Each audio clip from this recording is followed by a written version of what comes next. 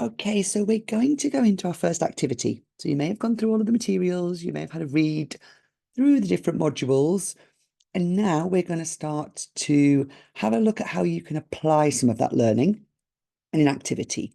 So this activity is in 3 parts, and it should take you between half an hour or 60 minutes to complete in full. It could take longer. The first part of the exercise actually does a really deep dive into the different elements that make up an organizational culture. So don't worry if you want to reflect on this, and you can do this activity over a few days. You may also want to discuss this activity with somebody. You may be at the beginning of your journey, and you might not know all of the answers to some of the reflections that we're posing, and that's okay. So you can complete this activity at your own pace. The activity is actually broken down into, like I say, 3 different parts. The first part is probably the deepest dive because this is going to look at you identifying the organizational culture that exists in your business and working through some of the different elements that make up that culture. So as you'll have seen in the reading, we break that down into 5 different areas: shared values, beliefs, attitudes, behaviors, and customs. All of those elements will make up the organizational culture or the business culture. So I'm going to give you an example of one of these. I'm going to choose beliefs to be able to talk you through and show you.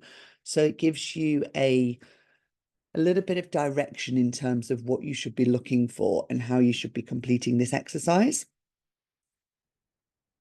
So if we were to start looking at what do we think some of the beliefs are that exist within an organization? The first place we're going to be able to identify some of those is through the behaviors of the people that work there. So here are some examples of some positive beliefs that may exist within a business. So this could be around fairness and transparency. So the belief from the employees that work there are, we believe in treating everyone with respect and providing equal opportunities for growth.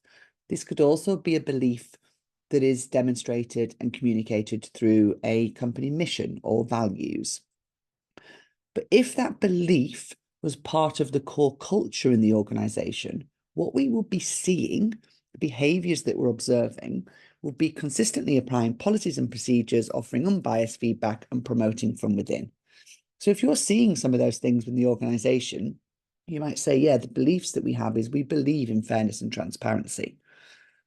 If people believe in personal accountability, you may see people taking ownership of tasks, meeting deadlines, and proactively identifying and addressing problems.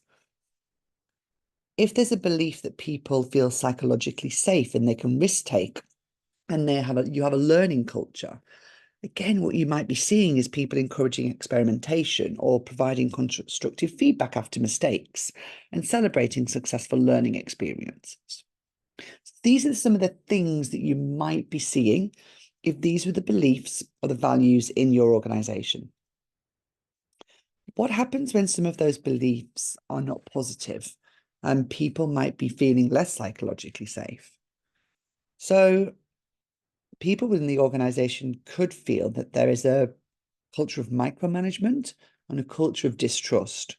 So what that means is that employees aren't trusted to make decisions.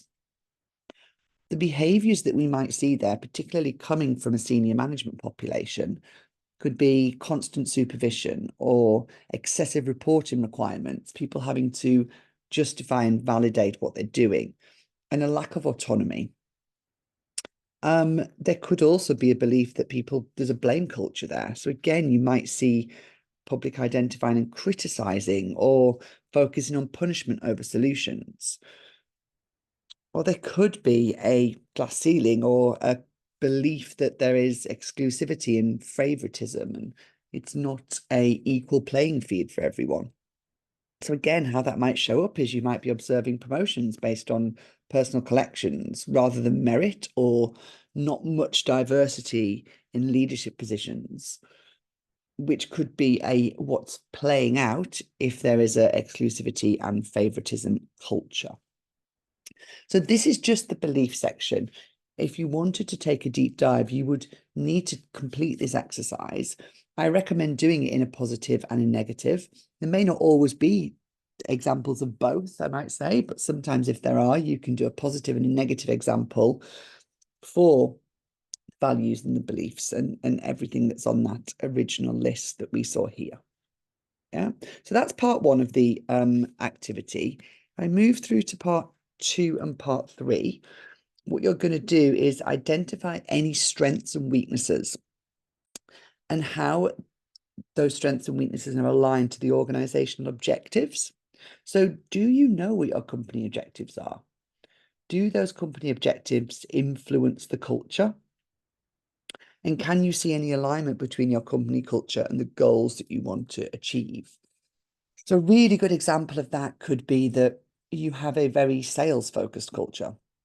So your company objectives could be very aggressive in terms of progression in sales. But what's the alignment with maybe some of the company values? Or do you see that aggressive sales culture being played out within the team? For example, you might find that people are working in silo or not working very collaboratively.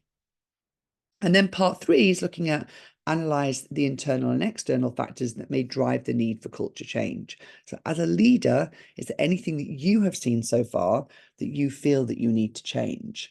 At this stage, we're just identifying. This is module one, and we're really just helping you to understand what the culture is. Don't think that you need to write a complete change plan at this stage, but just start to maybe think about, is there anything that you've seen so far that you may feel that you want to change?